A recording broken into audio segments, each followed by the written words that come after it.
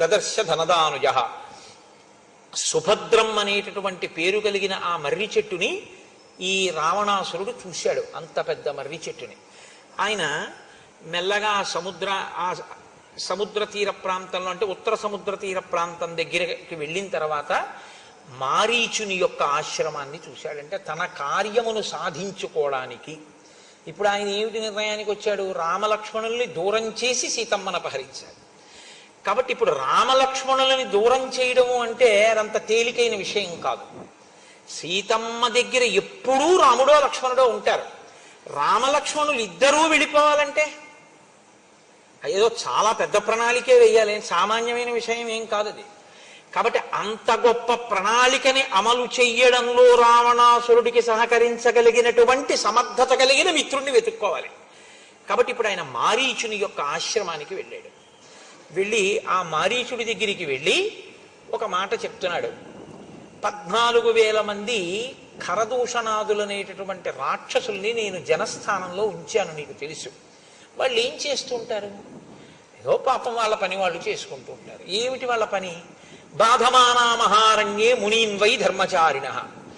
ధర్మమును అనుష్ఠించేటటువంటి మునులను బాధిస్తుంటారు వాళ్ళు. కాబట్టి వాళ్ళ పని వాళ్ళు చేసుకుంటున్నారు. కానీ నానా ప్రహరణోపేతా కర ప్రముఖ రాక్షసా తేన సంజాత రోషేణ రామేణ రణమూర్ధని అనుప్యాపరుషం కించిత్ శరైర్యాపారితం ధను. అటువంటి ఖరదూషణాదుల్ని, వాళ్ళ పని వాళ్ళు చేసుకుంటున్న వాళ్ళని, మునుల్ని బాధ పెడుతున్న వాళ్ళని రాముడు ఒక్క మాట వ్యగ్రతతో ఏమీ అనకుండా యుద్ధానికి వెళ్ళారు అని 14,000 మందిని చంపేశాడంతే, ధనస్సుకు బాణాలు సంధించి. అంత కోపం అదే ప్రవర్తించవలసిన పని అంటూ పిత్రానిరస్త, తండ్రి చేత ఇంటి నుంచి వెళ్ళగొట్టబడ్డాడు రాముడు. అంత దురాత్ముడు కాబట్టి. క్రుద్ధేన, విపరీతమైన కోపం ఉన్నవాడు. సభార్య, భార్యతో ఉన్నవాడు. క్షీణ జీవిత, ఇలాంటి వాడు కాబట్టే వాళ్ళ జోలికి వెళ్ళాడు కాబట్టి అయిపోయింది ఇంకా ఆయన జీవితం. సహంతా తస్య సైన్యస్య రామ క్షత్రియ పాంసన. క్షత్రియులలో అధముడైనటువంటి రాముడు 14,000 మంది ఖరదూషణాదుల్ని సంహరించాడు. దుశ్శీల కర్కశస్తీక్ష్ణో మూర్ఖో లుబ్ధో అజితేంద్రియ త్యక్తధర్మో అధర్మాత్మ భూతానాం అహితేరత. ఆయనకు అంతే అర్థమయ్యాడు రాముడు. అసలు ఆయన రాముడి దగ్గరికి వెళ్ళింది లేదు, రాముడి గురించి ఆయన తెలుసుకున్నది లేదు. కానీ ఎన్ని కితాబులు ఇచ్చేస్తున్నాడో చూడండి. దుశ్శీల, సరి అయిన మంచి శీలము లేనివాడు. కర్కశుడు, చాలా తీవ్రమైనటువంటి స్వభావం ఉన్నవాడు. మూర్ఖుడు, అన్నిటినీ కోరుకునేటటువంటి వాడు. ఇంద్రియములను గెలవలేకపోయినవాడు. ధర్మమును విడిచిపెట్టినవాడు. అధర్మాన్ని అనుష్ఠించేవాడు. సమస్త భూతములకు కూడా అపకారం చేసేటటువంటి వాడు. అటువంటి రాముడు, అటువంటి రావణుడు అని వచ్చేస్తుంటుంది నాకు. కాబట్టి అటువంటి రాముణ్ణి నేను సంహరించాలి. ఏన వైరం వినారణ్యే సత్వమాశ్రిత్య కేవలం కర్ణనాసాపహరణాత్ భగినీమే విరూపిత. అసలు ఏ కారణం లేకుండా ఆవిడ చేసి నా కోసం సీతమ్మని ఎత్తుకొచ్చేద్దాం అనుకుందిట అంటే మళ్ళీ మారీచుడు మరి అలాంటి పనులు ఏమిటయా అంటాడేమోనని ఆవిడే ఓ అబద్ధం. ఈయన ఆ అబద్ధాన్ని ఇంకో పెద్ద అబద్ధం చేస్తున్నాడు. ఈయన అంటున్నాడు అసలు ఈయన వైరం వినారణ్యే, అరణ్యంలో అసలు ఈ శూర్పణఖకి రాముడికి వైరమే లేదు.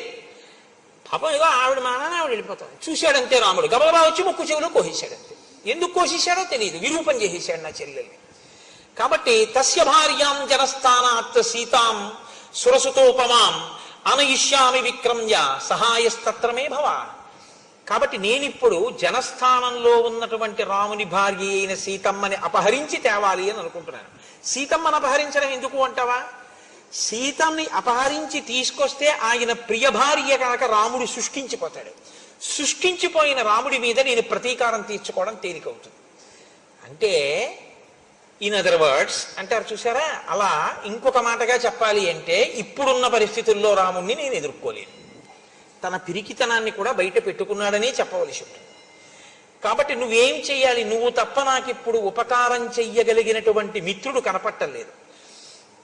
సవర్ణస్త్వం మృగో భూత్వా చిత్రో రజిత బిందుభిః ఆశ్రమే తస్య రామస్య సీతాయాః ప్రముఖే చర త్వాంతు నిస్సంశయం సీత దృష్ట్వాతు మృగరూపిణం గృహ్యతామితి భర్తారం లక్ష్మణంచాభిదాస్యసి.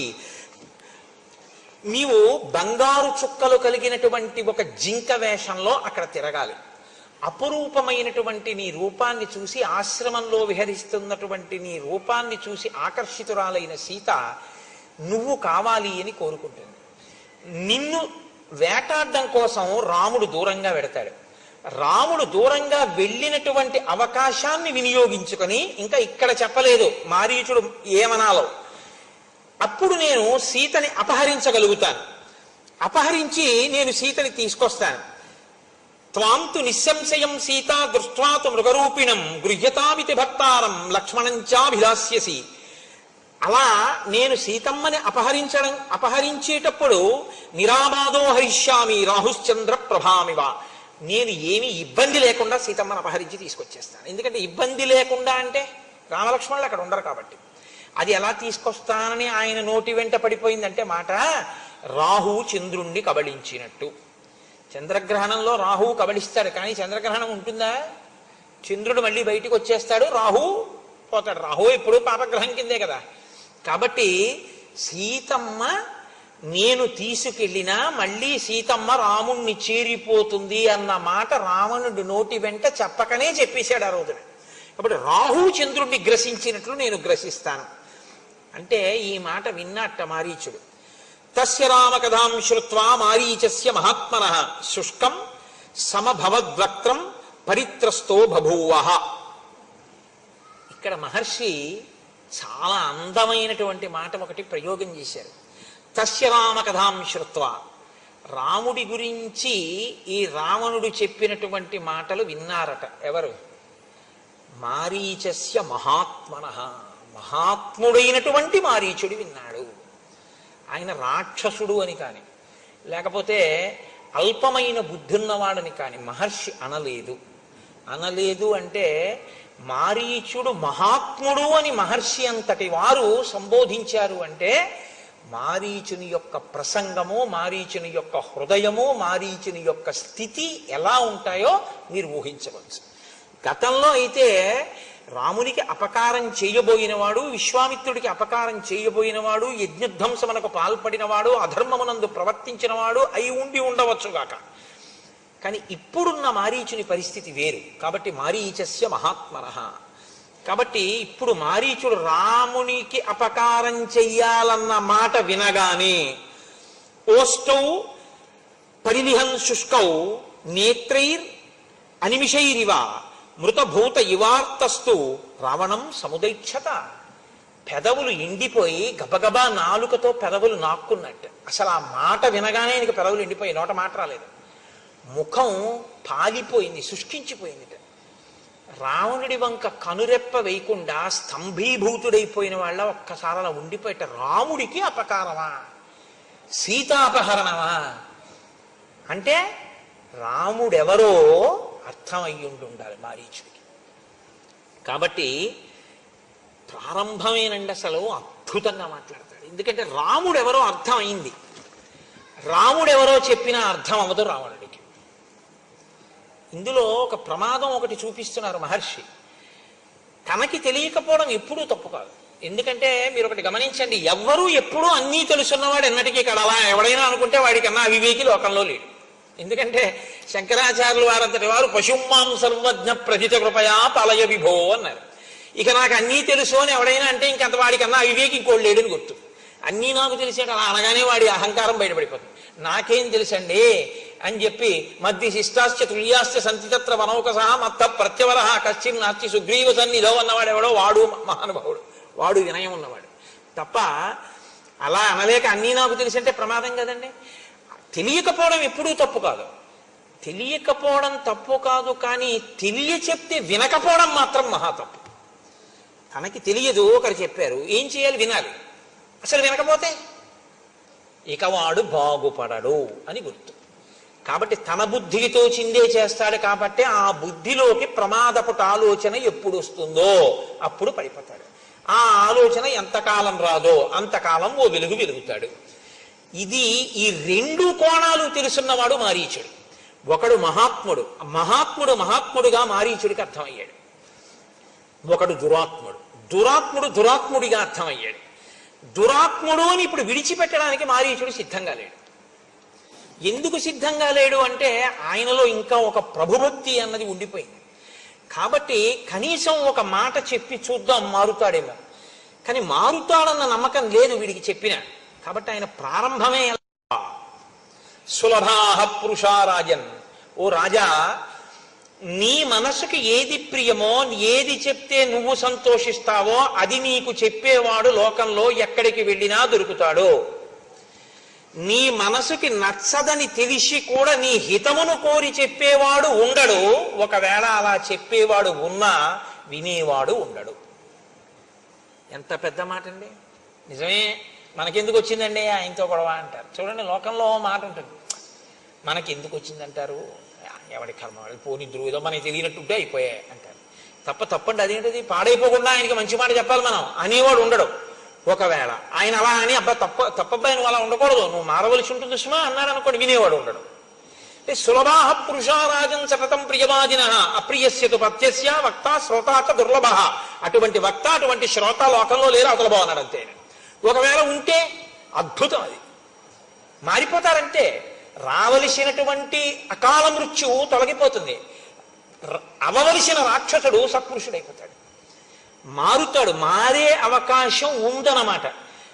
అసలు నేను విన్నంటే అన్నీ విన్నా ఆ చెప్పొచ్చావులేవా అన్నాడు అనుకోండి, ఇంకెందుకు పనికి వచ్చినట్లు. ఇది మొట్టమొదటి శ్లోకంలో చెప్తున్నాడు. ఈ శ్లోకం నేను ఇంకా ఎంత నెత్తి కొట్టుకు చెప్పాలో నాకు అర్థం కాదు, కానీ ఈ శ్లోకం జీర్ణమైతే మన పరిస్థితి వేరు. ఈ శ్లోకం జీర్ణం కాకపోతే నా దృష్టిలో అయితే రామాయణంలో ఉన్న అత్యద్భుతమైన శ్లోకాలలో ఈ శ్లోకం ఒకటి. ఎందుకో తెలుసా, మనుష్యుడన్నవాడు పాడైపోవడానికి ప్రధాన కారణం ఎక్కడుంటుందంటే చెప్పేవాడు లేక కాదు, చెప్పేవాడు ఉన్న వినేటటువంటి బుద్ధి లేక పాడైపోతాడు. మనం వినడం ఏమిటి అని ఇంకా వస్తే ఆ చెప్పిన వాళ్ళలో మనం ఏం వెతకచ్చు అన్న దృష్టికోణం. చెప్పొచ్చాడు లేదు, ఆయన ఏటో మీకు తెలుసా, ఆయన చెప్పిన దాంట్లో సారం ఉందా లేదా వాక్కులో, అది కాదు కావాల్సింది. తండ్రి నీకు మంచి చెప్పడానికి తండ్రికి ఎంత పండితుడై ఉండాలి? నీకు మంచి చెప్పడానికి మీ తల్లి ఎంత సంస్కృతం చదువుకుని ఉండాలి నాకు చెప్పండి. మీ తల్లిగారు సంస్కృతం చదువుకుంటేనే మీరు మీ తల్లిగారి మాట వింటారా? మీ తండ్రి గారు వేదాంగములు చదువుకుంటేనే మీరు మీ తండ్రి గారి మాట వింటారా? తండ్రితనం చాలు మీకు మంచి చెప్పడానికి, తల్లితనం చాలు మీకు మంచి చెప్పడానికి కదా. ఎప్పుడు వీళ్ళు మన తల్లిదండ్రులు మన అభ్యున్నతి కొరకు మాట్లాడతారన్న భావన నీకుంటే ఆ మంచి నీకు పనికొస్తుంది. వాళ్ళకి ఏం తెలుసని నువ్వు అనగలిగితే నీ జీవితంలో తల్లిదండ్రులు నీకెప్పటికీ ఏమీ చెప్పలేరంటే నిన్ను అనుష్ఠాన పర్యంతంలోకి తీసుకురాలేరు. అది వాళ్ళ దోషం కాదు, నీ యందు దోషం. రామకృష్ణ పరమహంస మాటల్లో చెప్పాలి అంటే ఒక మేకు ఒక సుత్తి పట్టుకొచ్చి కొట్టగలడేమో కానీ అసలు అది భీమ్ అయ్యి ఉంటే అది దూలం, సిమెంటు ఇనుము కలిపిన దూలం అండి అది. అందులోకి మేకు పట్టుకొచ్చి కొడితే మేకు వంగిపోతుంది తప్ప మేకు దిగదు, ఇంత పొడెం కూడా రాలదు. గోడకి కొద్దిగా గొల్లతనం ఉంటే సుత్తి పెట్టి కొడితే మేకు దిగుతుంది. అసలు నీ మనసుకి ఆర్ద్రత ఉంటే చెప్పిన మాట లోపలికి వెళుతుంది. అసలు ఆర్ద్రతే లేకపోతే చెప్పడం ఒక శుష్క ప్రసంగం అంతే. కాకపోతే తన కర్తవ్యం, నేను మీతో మనవి చేశాను కదా, రామాయణంలో ఈ కర్తవ్యం అన్న మాట చాలా ఎక్కువ, బాధ్యత అన్న మాట ఉండదు. కర్తవ్యం తను చెయ్యవలసింది తను చేస్తున్నాడా లేదా అంతవరకు. దానికి మెప్పు గొప్ప దీనికోసం పాకులాట ఏముండదు. నేను చెప్పవలసినటువంటిది చెప్తున్నానా లేదా అంతవరకే అంతే. నేను చెప్పవలసింది చెప్పేశాను, నేను తీసుకొచ్చిన నీళ్లు కురిసేశానా లేదా, అనుకున్న మేఘం ఎటువంటిదో చెప్పాలనుకుని చెప్పేసినవాడు అటువంటి వాడు లోకము యొక్క హితము కొరకు. కాబట్టి సులభాహ పురుషారాజన్, నువ్వు సీతమ్మని ఎత్తుకొస్తాను అంటే బహుశా నీ మంత్రులు ఏం మాట్లాడుండరు, అలాగే ఉంటారు. ఇది దాని ఉద్దేశ్యం. ఇంతకు ముందు మాట్లాడాడుగా. కానీ నీ హితమును కోరి కష్టమైన మాటలా అనిపించిన చెప్పేవాడు ఉంటాడు, వినేవాడు మాత్రం దొరుకుతాడని నమ్మకం లేదు. సాహసించి చెప్పేవాడు కూడా ఉండడు, మనకెందుకు వచ్చిన గొడవ అని కప్పుకుంటారు. కాబట్టి అసలు ఈ మొట్టమొదటి శ్లోకం అర్థమైతేనండి ఇక రామాయణం లేదు అయిపోయింది రామాయణం ఇక్కడితో. ఎందుకో తెలుసా అండి, వెంటనే లంకకి వెళ్ళి శూర్పణఖని లాగి లెంపకాయ కొట్టి తీసుకెళ్లి రాముడి కాళ్ళ మీద బారేసి తాను కాళ్ళ మీద పడిపోయి బుద్ధి గడ్డి తిని సీతమ్మని ఎత్తుకెడదాం అనుకున్నానండి, నాది తప్పైపోయింది, నా బుద్ధి మారింది, మీరెవరో తెలుసుకున్నాను, నేను కూడా నా తపస్సుని ఇంకా ధర్మం కోసమే ఉపయోగిస్తానని రావణుడు అని ఉండి ఉంటే అసలు ఇంకా మిగిలిన కాండలు లేవు, రేపే మంగళం చెప్పేయడమే. వినకపోవడం వల్ల కదండి కథ అంతా నడిచింది. వినకపోతే ఎంతమంది పాడవుతారో కూడా చెప్తాడు మారీచుడు. ఒక్క స్థానంలో ఉన్నవాడు వాడు కూర్చున్న స్థానాన్ని బట్టి వినకపోవడం అన్న ఫలితం ఉంటుంది. వాడు ఒక సామాన్య వ్యక్తి అనుకోండి, అక్కడి వరకే పోతుంది. ఇంటి యజమాని అనుకోండి, ఇల్లు పోతుంది.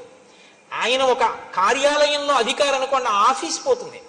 ఆయన ఒక దేశాధినేత అనుకోండి, ఆ దేశమే నశించిపోతుంది పుత్రమిత్ర కలత్రాదులతో ససైన్యంగా. నువ్వు మాట బాగా వినాలి, ఎందుకంటే నువ్వు చాలా పెద్ద స్థానంలో ఉన్నావు. నువ్వు వినకపోవడం నీతో పోదు, నీతో ఉన్న వాళ్ళందరూ పోతారంటాడు మారీచుడు. అసలు నిజంగా వినడము వినకపోవడం అనేటటువంటిది ఎంత ప్రమాదమో, అసలు ఉపన్యాసాన్ని ఇలా ప్రారంభించడం అనేటటువంటిది. అందుకు కదండి మారీచస్య మహాత్మనః అన్నాడు మహానుభావుడు వాల్మీకి మహర్షి. కాబట్టి నమానం బుద్ధ్యసే రామం మహావీర్యం గుణోన్నతం అయుక్తచారశ్చపలో మహేంద్రవరుణోపమం. అసలు ప్రారంభమే. రావణాసురుణ్ణి ఆయన సంబోధించిన తీరు చూడండి ఎలా మొదలుపెట్టాడు. ఒక్కొక్కసారి మర్యాదగా మాట్లాడి బాగు చేద్దామంటే కుదరదు, అత్యంత ప్రమాదకరమైనటువంటి రీతిలో ఉన్న. ఏదో కొద్దిగా ఒళ్ళు వేడిగా ఉందనుకోండి, ఫోన్లో ఇవాళ చూద్దాం రేపు పెడదాం హాస్పిటల్ కంటే పర్వాలేదు. వాంతులు విరేచనాలు కూడా అవుతున్నాయి అనుకోండి, ఓ గంట పెడదామంటే పర్వాలేదు. ఊపిరి అందకపోతే వెళ్ళిపోవాలంతే వెంటనే. అప్పుడు ఇంకా కారు ఉంటే కారు, బండి ఉంటే బండి, మోటార్ సైకిల్ ఉంటే మోటార్ సైకిల్, ఏమీ లేకపోతే భుజం మీద వేసి పట్టుకుపోవాలంతే తప్ప కరెంట్ లేదండి, లిఫ్ట్ లేదండి, ఇప్పుడు ఎలా దింపుతామండి, అందులో చూద్దామండి, అరగంట పోయా కరెంట్ వస్తుంది అంటారా? ఈడి చేయాలి కిందకు అవసరమైతే, పట్టుకుపోవాలంతే. అప్పుడు ఇక గౌరవం అన్న మాటతో సంబంధం లేదు. మనిషి చాలా ప్రమాదపట ఆలోచనతో ఉన్నాడు. భజ గోవిందం భజ గోవిందం గోవిందం భజ మూఢమతే అన్నారంతే శంకర భగవత్పాదులు. అవసరాన్ని బట్టి సంబోధన అలా ఉంటుంది, ఆ పరిస్థితిని బట్టి అలా మాట్లాడవలసి ఉంటుంది. మనం మాట్లాడటల్లా పిల్లల విషయంలో ఆ పరిస్థితి యొక్క వ్యగ్రతని బట్టి సంబోధన ఉంటుంది. ఇది తెలుసున్నవాడు మహానుభావుడు. అందుకని ఎలా సంబోధించాడు అంటే అయుక్తచార చపలో. ఒరే నీకు చారులు లేరు. చారులంటే గూఢచారులు. అసలు విషయం ఏమిటి అని చెప్పేవాడు నీకు లేడు. అసలు ఉన్న విషయాన్ని ఉన్నట్టు చెప్తే వినగలిగినటువంటి ఓపిక నీకు లేదు. నువ్వు ఏడుస్తావు. నీకన్నా ఎవడైనా బలవంతుడు ఉన్నాడు, మంచివాడు ఉన్నాడంటే నువ్వు వినవు. చెప్పలో నీ బుద్ధి ఎప్పుడు కదిలిపోతుంది, నీ మనసు స్థిరమైంది కాదు. ఈ రెండిటితోటి సంబోధించాడు. రాజుగా అలా విఫలం, వ్యక్తిగా ఇలా విఫలం.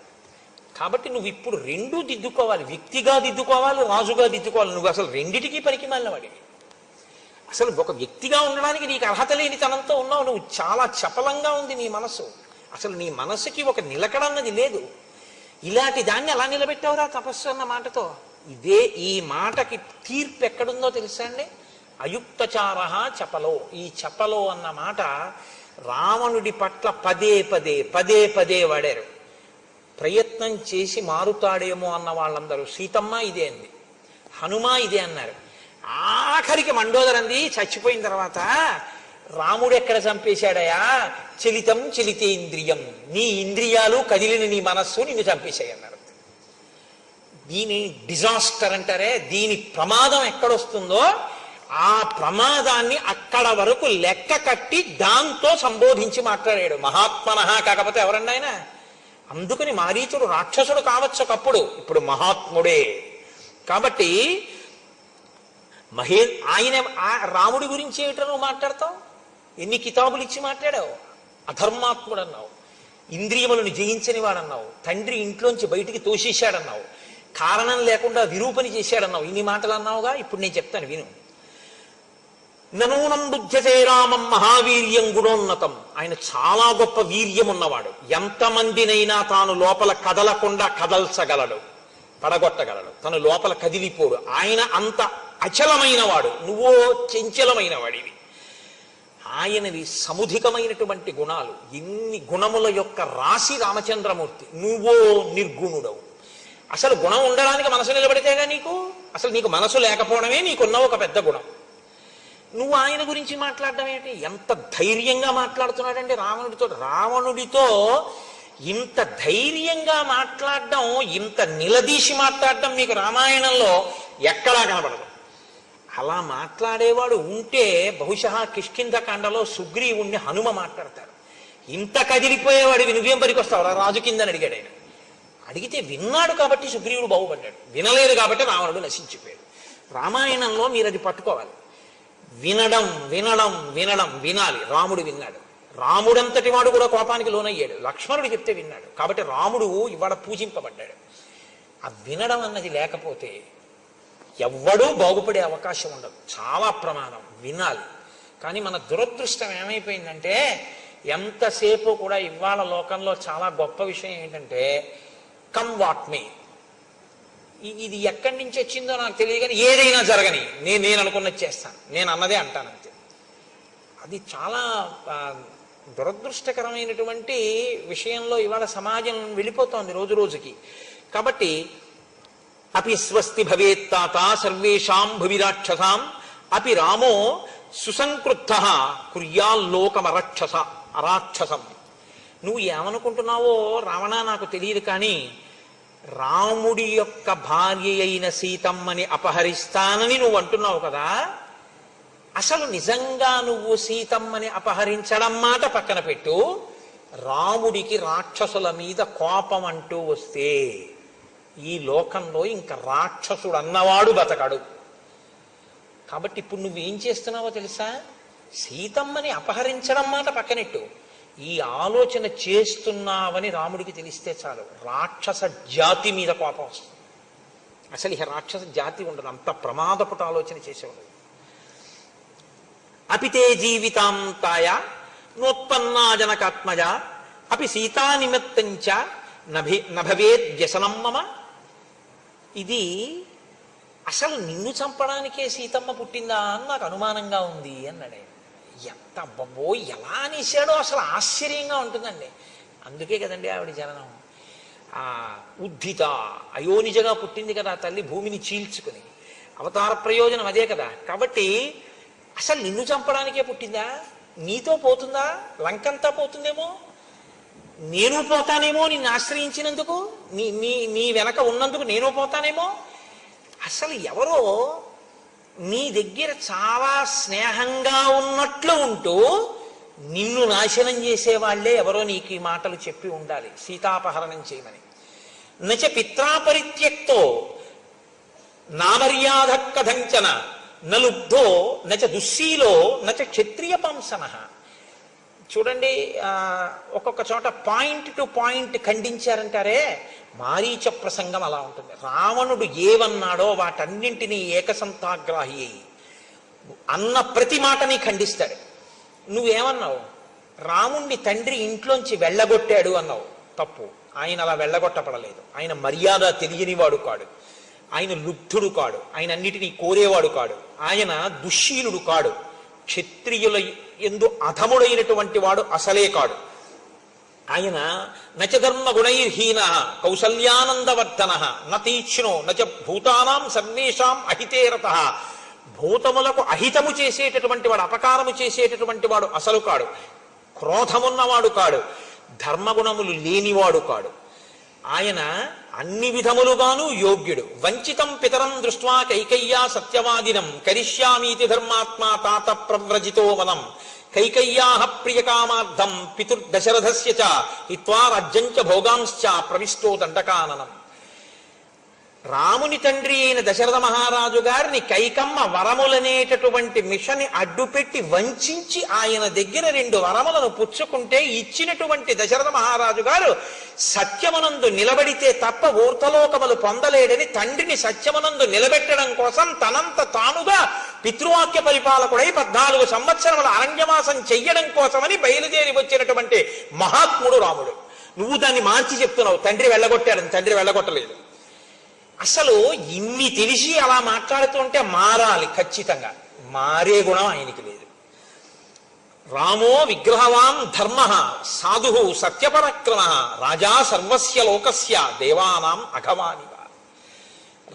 రామో విగ్రహవాన్ ధర్మ, ధర్మాన్ని తీసుకొచ్చి ఒక చోట రాశీభూతంగా నిలబెట్టి ప్రాణం పోస్తే ఆ ధర్మం కదిలి వెడుతుంటే చూడాలి అనుకుంటే అదే రాముడు కదిలి వెడుతున్న ధర్మం. ధర్మానికి హాని చేద్దామనుకున్నవాడు బతికి పట్టకట్టడం. సాధువు, ఆయన సత్పురుషుడు. సత్యపరాక్రమ, ఆయన నిరంతరము సత్యమునే అనుష్ఠిస్తాడు కాబట్టి అదే ఆయన పరాక్రమం. కాబట్టి చెక్కు చెదరదది. రాజా సర్వస్య లోకస్య, రాముడు ఇక్కడ కాదు, ఈ రాజ్యానికి కాదు, సమస్త లోకములకు రాజు. అంటే ఆయన ఎవరో, రాముడెవరు అన్న సత్యాన్ని మారీచుడు గ్రహించగలిగాడు. దేవానాం అథవానివ, దేవతలకు ఇంద్రుడు ఎటువంటి వాడో రాముడు అటువంటి వాడు. నువ్వు సీతమ్మను అపహరిస్తానన్నావుగా, కథం తం తస్య వైదేహీం రక్షితాం స్వేన తేజస ఇచ్చసి ప్రసభం హర్తుం ప్రభామివ వివస్వతః. ఆ సీతమ్మ రాముని చేతనే రక్షింపబడుతుంది, రామలక్ష్మణులని దూరంగా పంపితే నువ్వు అపహరించగలను అనుకుంటున్నావు.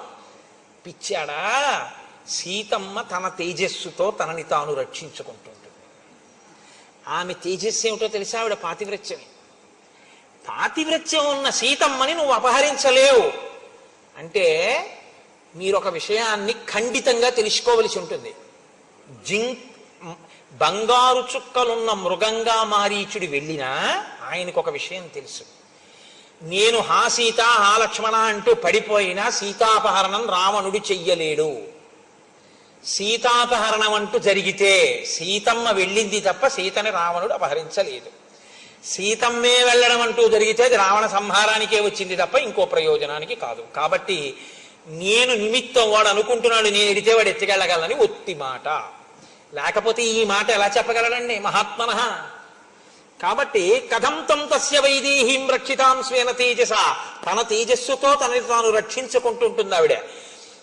ఇచ్చసి ప్రసభం హర్తుం ప్రభామివ వివస్వతః. ఏట్రా బలవంతంగా పట్టుకొస్తానంటే ఏట్రా? ఎంత బలం ఉంటే మాత్రం సూర్యుడి కాంతిని పట్టరా చూస్తాను. నీకు బలం ఉండొచ్చు, బలం ఉంటే సూర్యుడి కాంతి పట్టుకెళ్ళిపోగలవా? అదిలా. ఇప్పుడు మీకు బలం ఉందండి, ఒక ఉదాహరణ బాగా చెప్పాలంటే కోటేశ్వరారు మెళ్ళ రుద్రాక్షమాలు లాగేయచ్చు, కోటేశ్వరారు ఉత్తరీయం లాగేయచ్చు. కోటేశ్వరరావు గారు మాట్లాడేటటువంటి విధానాన్ని మీరు లాగేయలేరుగా. అది కోటేశ్వరరావు గారిలో అంతర్గతమైన శక్తి. అంటే ఇదేదో పెద్ద గొప్ప విషయం, నేనేదో పెద్ద భక్తనని నేను మాట్లాడలేదు, ఒక ఉదాహరణకి చెప్పాను అంతే. నాది నా విభూతి, నేను నా విభూతి రెండు విడదీయబడవు. రాముని విభూతి, రామశక్తి సీతమ్మ. రాముడి నుంచి రామశక్తి ఎందుకు విడుతుంది? విడదు. విడితే దాని అర్థం ఏమిటో తెలుసా? మహామాయా విశ్వం భ్రమయతి పరబ్రహ్మ మహిషి. నీ కొంప ముంచడానికి రావాలి ఆవిడ, అంతే తప్ప ఇంకోటి కాదు. నీకు అర్థం కావట్లేదు చెప్తే వినవు, నాకు తెలుసు, అయినా చెప్తాను, నా కర్తవ్యం. కాబట్టి బలాత్కారంగా తీసుకెళ్లడం అన్నది కుదిరే పని కాదు. నీకు చెప్తున్నాను, సూర్యకాంతిని తీసుకెళ్లలేవు. అప్రమేయం హి తత్తేజో యస్య సా జనకాత్మజ నత్వం సమర్థతాం హర్తుం రామ చాపాశ్రయామ్మనే. నీవు ఆ సీతమ్మని తీసుకెళ్ళిపోతా అంటున్నావు కదా. అప్రమేయం హి తత్తేజో, అసలు ఆవిడ యొక్క తేజస్సు, ఆవిడ రక్షించుకోగలిగిన సమర్థతే కాకుండా ఆవిడ తేజస్సుతో ఆవిడ ఏ ఏ పనులు చెయ్యగలదు అన్నదాన్ని ఊహించడం సాధ్యం కాదు. ఇప్పుడు నువ్వు ఆవిడ జోలికెడితే ఆవిడ తేజస్సు ఆవిడ్ని రక్షించుకోవడానికి పనికి రావడమే కాదు, నిన్ను లంకని నాశనం చేయడానికి పనికొస్తుంది ఆ తేజస్సు. ఏమిటనుకుంటున్నావు? ఇదేగా చిట్ట భాస్కర రామాయణంలో భాస్కరుడు అంటాడు, నీకంఠర్పిత కాలపాశము శిరో నిర్ఘాత పాతంబు లంకౌక సంచయ కాలరాత్రి గలబద్ధో దగ్రకాలాహి కన్యాకారాగత మృత్యువున్ జనక కన్యన్వేగ నొప్పించి అంటాడు. పిచ్చాడా అలా అనుకుంటున్నావు? సీత అంటే నీకు కనబడినట్టు అనుభవైక వేద్యమైన ఒక స్త్రీ కాదంటాడు. అది ఆయనకి అర్థం కాకుండా ఉంచడం, అర్థమయ్యేటట్టు ఒకణ్ణి అనుగ్రహించడం మాయ యొక్క స్వభావం. పరబ్రహ్మ మహిషి. అందుకు కదండి శివధనస్సు ఎక్కువ పెట్టినవాడు, ఉంచినవాడు, అటువంటి ఎవడు మాయని భరించగలడో వహించగలడో నియమించగలడో వాడు పురుషోత్తముడు, వాడు పరబ్రహ్మం. పరబ్రహ్మము యొక్క శక్తి మాయ. కాబట్టి నీకేం తెలుసు?